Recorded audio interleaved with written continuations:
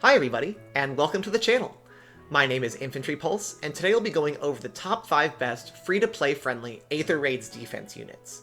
Now we're just taking a look at one build for each of these units today, and because of that we're really only examining how well these units do in either Dark or Anima Season. A lot of these units can have crossover where they can perform well in both Dark and Anima Season, but really today we're just going to look at their better season, which season they perform in better. If you have a different build for each of these units, go ahead and leave a comment down below. These units can succeed in lots of different ways, so I'm curious to see how you guys build all these units. Without further ado, let's get into the first unit. A ninja should remain in shadow until she is summoned. So the first unit we're going to take a look at today is Kagero. So Kagero got a really great weapon refine that has some damage reduction on that first engagement in it. It makes her a really good unit for an infantry pulse team, actually. So she has low HP naturally, which makes her good to be the bottom of an infantry pulse chain, meaning she's going to get lots and lots of infantry pulses off on her. So you can run something like Dragonic Aura or Dragon Fang that scale off of her attack. Or if you're running her with defense boosting mythics, then you can actually run her with something like an Ignis or a Bonfire, because we are going to run Sturdy Impact on her. The reason why you're running Sturdy Impact is not just because it's a great skill generally, but also because it limits your opponent to one engagement on you, unless they have something like Null Follow-Up. And Kagero's Dart actually reduces damage on that first engagement, meaning that she will most likely live between Sturdy Impact and here we have Lull Attack Defense as well. And then she's going to be able to get danced and engage again with that very high attack stat of hers. So Kagero is a very good unit to be used on an infantry pulse team just because she can put out a ton of damage, but also be super survivable when she initiates combat. My sister went her way. I went mine. Next up, we have our classic OP unit in the form of Reinhardt, Dire Thunder Refine Wen. So Reinhardt has always been a great unit since he first appeared in the game, just because he has a pretty good attack stat. He's actually relatively min-max for being a free-to-play unit, for being an early game unit, but also because he hits the res stat of the opponent. Typically opponents have a lower res stat. So not only does he hit the lower stat of the two, he hits that res stat, but also he gets to have that brave effect on his weapon, meaning that he can attack twice before the opponent can even counterattack. Now we run Quicken Pulse on him here, because now on that first engagement, he is hitting twice with Dire Thunder, with Deathblow Floor, with Attack Res Lull, and also he's going to proc Moonbow on that second hit. So there's only a couple units that can really tank through that really well without taking a good chunk of their health as damage. Now, not only does all of that happen, but also because he has pretty good defenses after the blessing from Mirabilis and Thrasier like I have him here, he's also got that lull attack, meaning that he's probably going to survive that engagement and potentially get danced for another engagement, perhaps by something like a Dancing Sigurd behind him, and then take out a backline unit. It's really great. Reinhardt's stats are really well allocated for such an early game unit. The fact that he's free to play is honestly beyond me. He seems like, even today, he seems like somewhat of a 5-star lock unit. Now I have him designed here for a Anima Season Cav line, which are actually really good. Those Anima Season Cav lines can really mess up some teams if they bring too many offense structures. But he can work as really well on a mixed team in either season as well. Reinhardt is definitely a great offensive powerhouse. Always has been, probably always will be. It's hard for me to be on a battlefield where the air is thick with negative energy. Coming in at number 3, we have Rasen. So Rasen is not really here for his offensive prowess. He's just a really great support unit, especially on comps if you build something like a Beast comp, or even if you just have a Tibarn that you want to enable. Rasen is just the ideal partner for Tibarn, and Tibarn is a really great defense unit generally. Even at +0, Tibarn can really function well, and Rasen behind him can support him really great.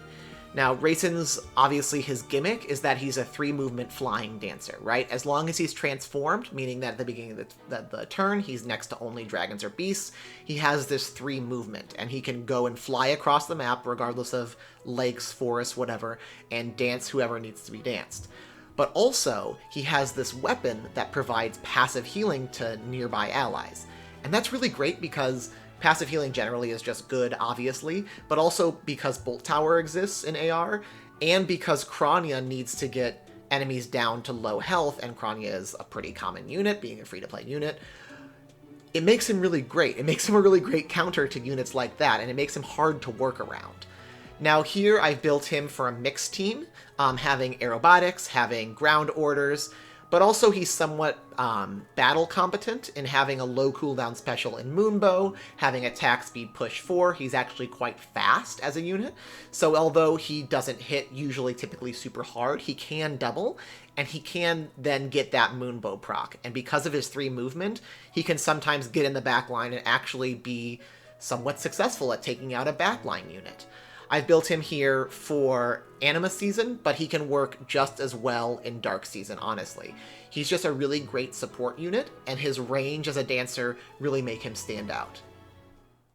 If you are unskilled at dancing, allow me to teach you. Here, give me your hand.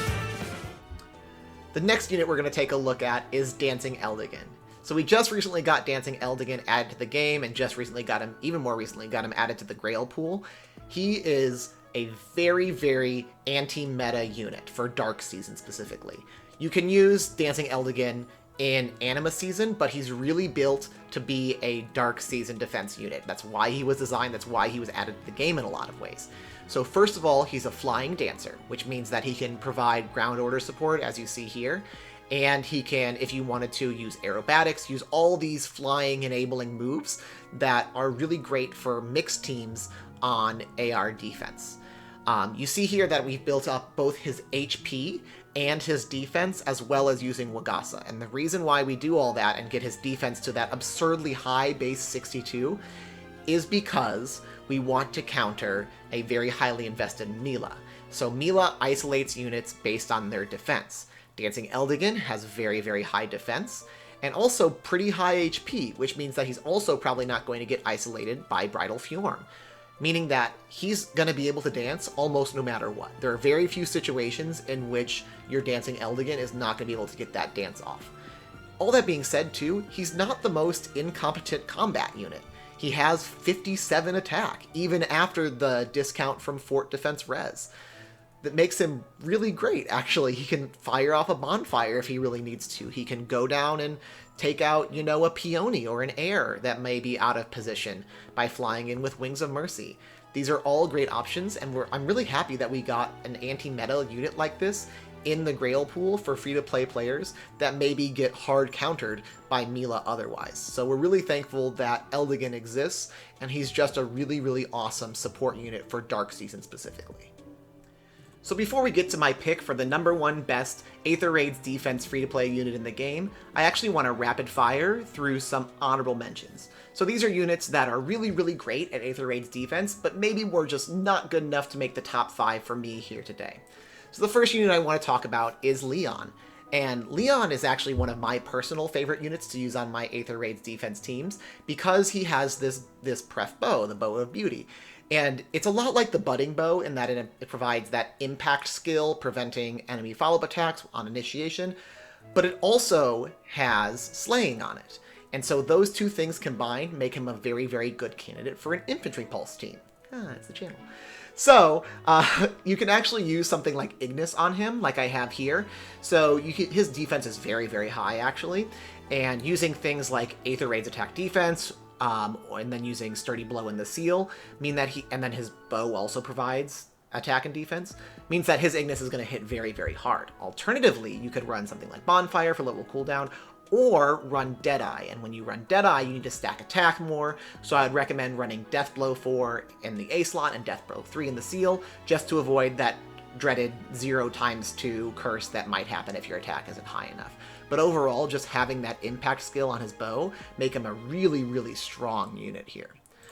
Next up, I want to talk about Seliph. So Seliph is a good frontliner for an Infantry Pulse team, just because he has high HP, and his Tyrfing sword actually provides a small miracle effect, kind of like Hell's. So you want to run him with Vantage and Distant Counter here, because you actually want him to get to kind of low health, with that miracle effect down to 1 health, and then retaliate with a very, very strong reprisal skill. This works now, especially with Vantage. Even if he gets chunked down by Bolt Tower, he'll at least get 1 attack off in response, right? So he'll be able to at least put some damage down on the opponent, even without getting his miracle effect in. Alternatively, you can run the new Divine Tyrfing Refine that we got through Sigurd, and that makes him a very, very strong unit in his own right. You just trade off that miracle effect, and then you would swap out Reprisal here for Bonfire instead. Last but not least, we have Soth, and I use my Soth on both of my defense teams, both Dark and Anima.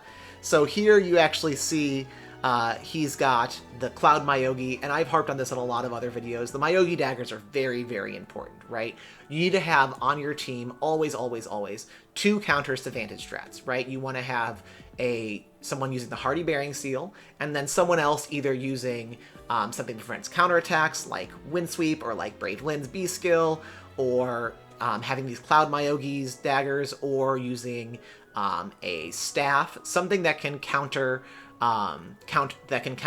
Vantage strategies, right? So here you see him built for Cloud Myogi, but you could also build him like I do for an Infantry Pulse team with Ouch Pouch. So Ouch Pouch provides that -2 cooldown. You can actually stack his defense pretty well between Sturdy Impact and then a Defense Refine on the dagger. And then you can actually, instead of going Dragonic Aura, you can actually go something like Bonfire or Ignis and get more damage off that way.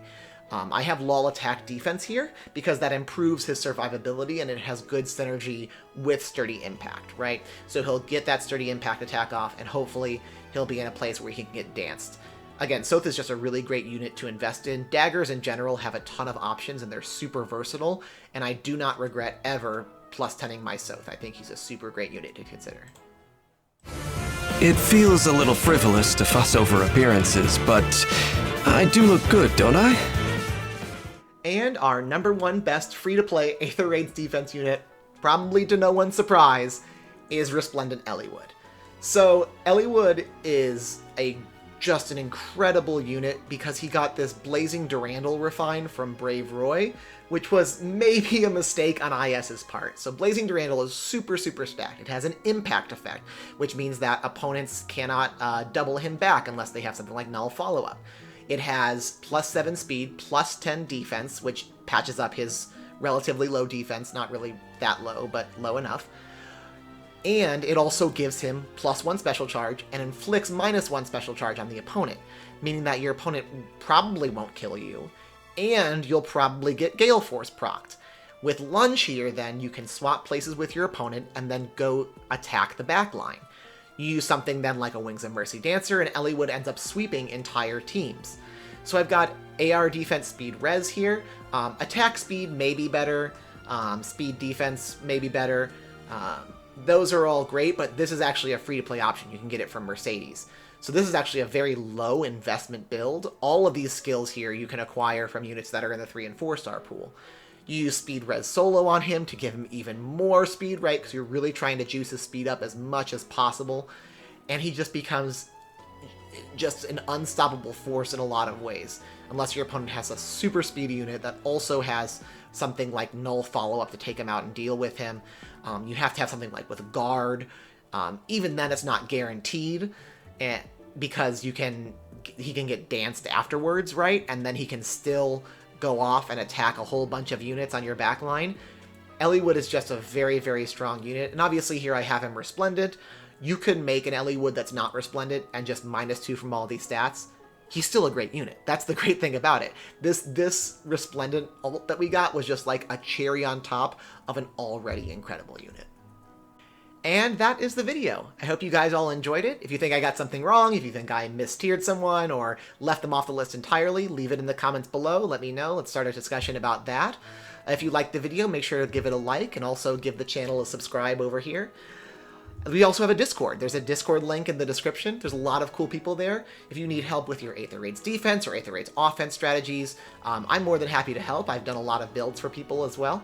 And there's a lot of cool people there if you just want to come and hang out and talk about Fire Emblem Heroes. With all that being said, I hope you guys enjoyed the video, and I will see you later. Bye!